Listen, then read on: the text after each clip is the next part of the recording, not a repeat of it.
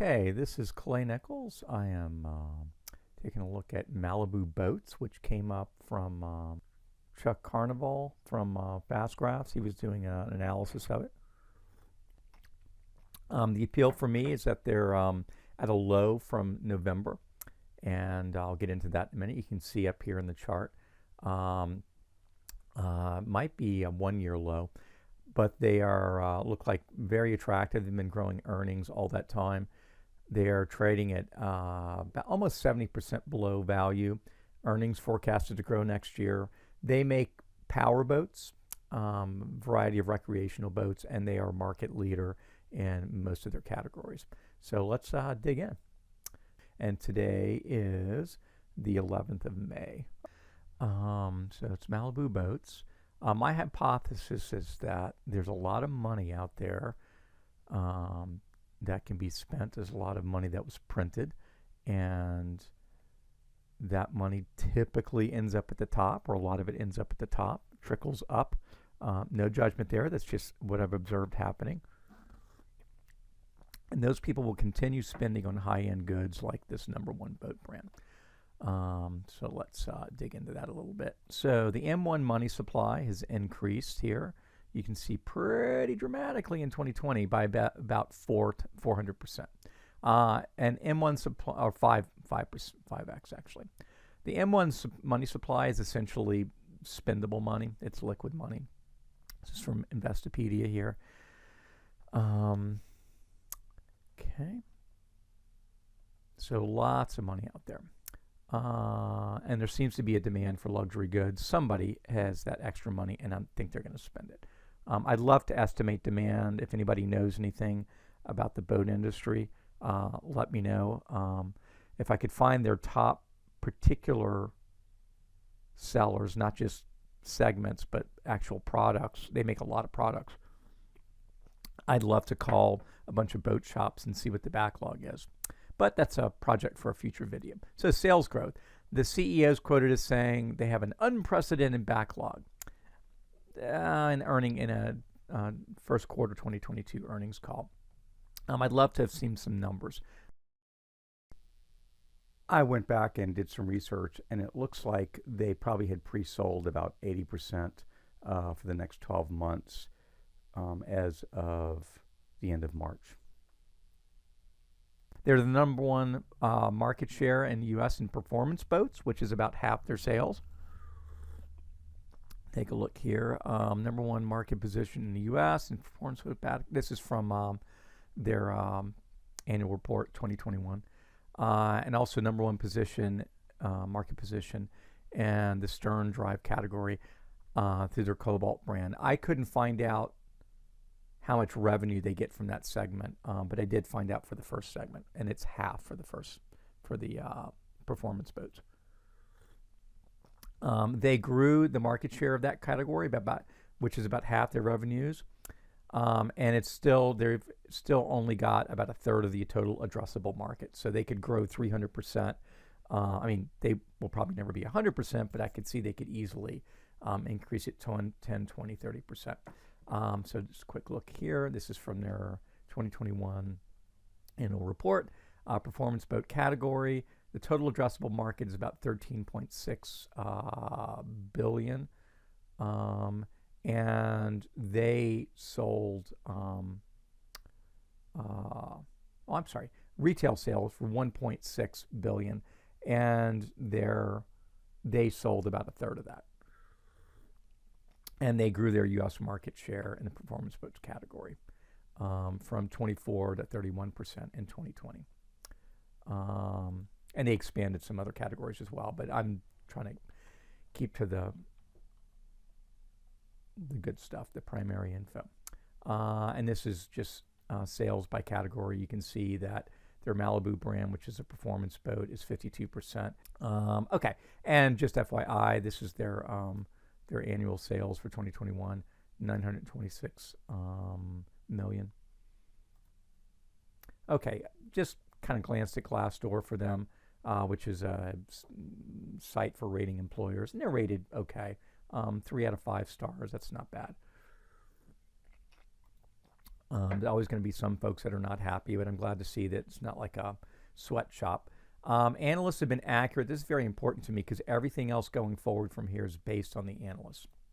And nothing's ever guaranteed, but the analysts have been accurate 70% of the time, looking out 1 year. That's and 100% looking out 2 years. And you can see this orange is what the analysts predicting, and this light orange, and then the darker is what they actually did.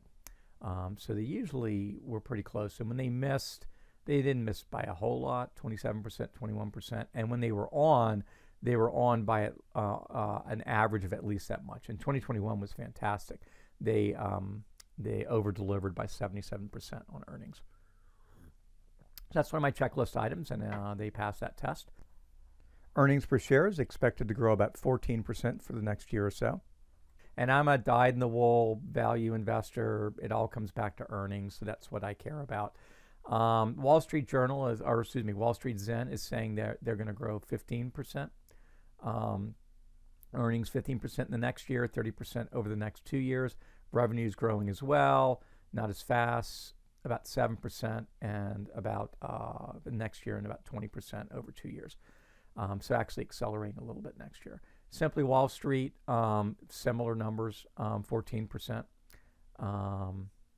Historic PE ratio has been about 15, and right now they are, and this graph basically shows what the price would be, what the price is now, and this blue line shows what the price would be now if their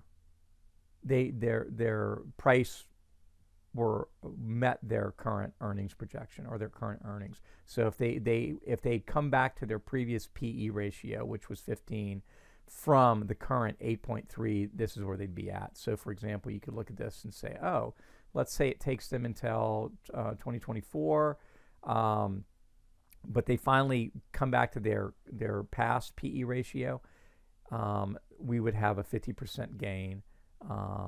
And most of that, none of that's dividends. But let's go take a look at forecasting.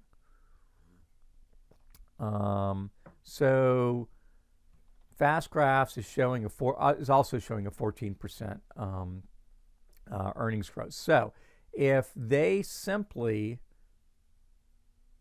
maintain their current PE ratio, let's say it went up just a wee bit, then we'd be looking at an 18% rate of return over the next few years, annual rate of return. Now, if we went with, if they actually return to their classic PE ratio, we'd be looking at a 50% annual return on investment, which is just fantastic. And again, the idea here is that historically, they have bounced around this blue line. All right, so sometimes going above, sometimes going below, sometimes going above, went above, and then earnings kept going up, and their price has gone down. They just reported really good earnings. I'll see if I can get to that in a minute. A couple days ago, and so it's bumped up here about 5% or so. And I bought some today. Okay, so.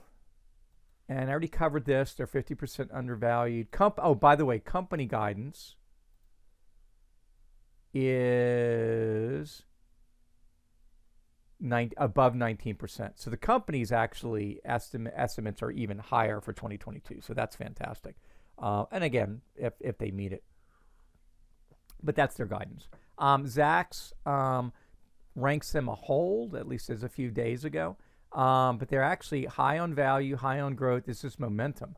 I'm not a huge fan of the momentum approach because basically they're like, oh, after it goes up, buy it. My thought is I'd like to buy it before it goes up, and I'm willing to wait. So I don't want to pay attention to momentum. So if we're only looking at value and growth, they're at A and a B, which is great. I also looked at free cash flow, which is projected to grow at 28%, or excuse me, 26%, which is just amazing. Fantastic. Price target $75 to $85 in the next 12 months, $157 in 2 years, and that's based on Zacks, which is, this graph is a little bit hard to read, but 2023 is this brown one. So we're looking at a price target of 75 in the beginning of the year, all the way up to 90 near the end of the year. Wall Street Zen ranks it a strong buy, and again, price target. All the three analysts are all projecting that it's gonna go up. So that's, let's see. Now risks. They're dependent on local dealers. The top dealers are 39% of sales, and this is from their annual report. 80% of the boats are financed. That would be affected by interest rates hikes, which we know we're getting. We've already gotten one. And there's a default risk. And by the way, my convention is yellow is important, pink is important, and negative. So they've entered into repurchase agreements, which sounds like it's pretty standard. And they might have to repurchase boats. In 2021, they did not purchase boats under this. And in 2020, they only repurchased 2. So looks like pretty low risk, although sales were down in 2020 anyway. But it is a risk, and it is an interest rate risk. So that's all I've got for you. Love to hear your feedback. Let me know anything I've missed. I'd rather be accurate than feel accurate. So always looking for anything. That's one of the reasons I do these videos, is that I want to go back and look at my analysis and see maybe what I've missed so I can get a little bit smarter at this. Thanks. Have a great day. And hit that like button.